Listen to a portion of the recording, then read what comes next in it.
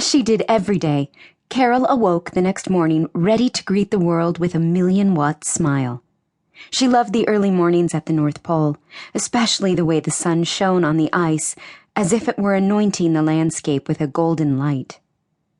Carol drew back the curtains in the guest bedroom, then the living room, and finally the kitchen, before she made a cursory inspection of the Hansons' home.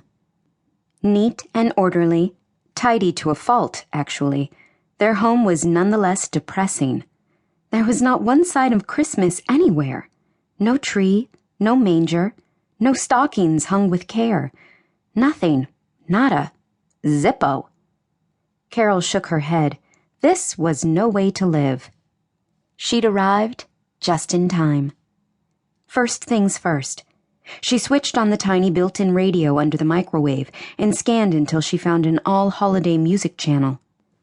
As an instrumental version of Sleigh Bells played, she stood and surveyed the kitchen. No one else was yet awake, but she was hungry. She bit her lip. Perhaps it would be overstepping to start cooking when poor Ben Hanson still didn't realize he was going to allow her to stay. No, she'd best wait until he caught up with the situation.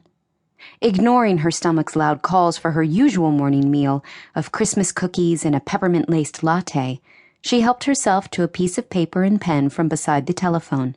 She'd start on the shopping list.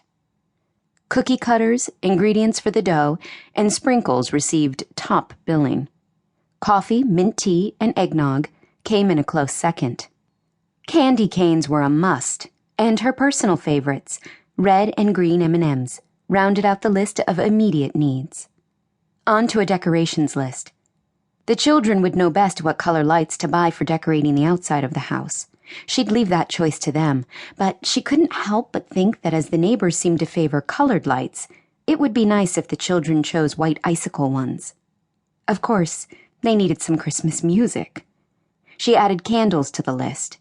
She didn't think it was proper to live in a house without an evergreen, cinnamon, or mint scent.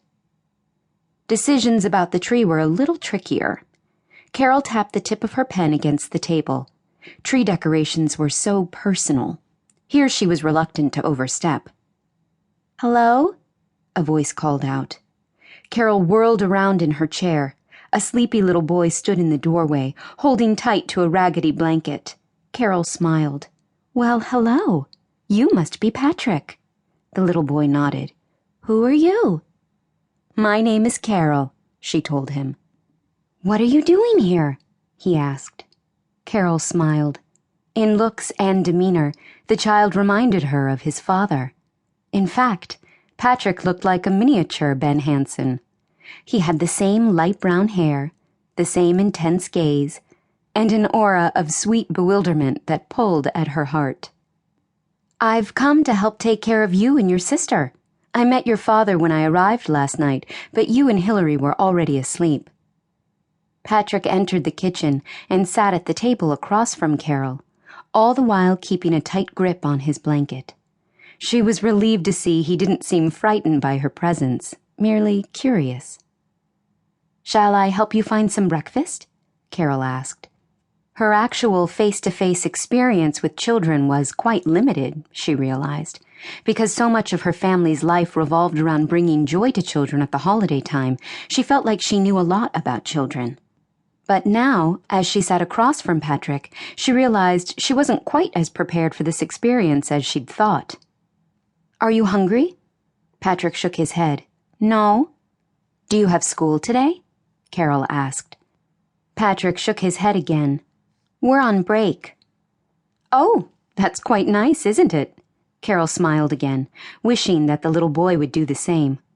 "What sort of fun do you and Hillary have planned for your days off?" "We don't have fun here."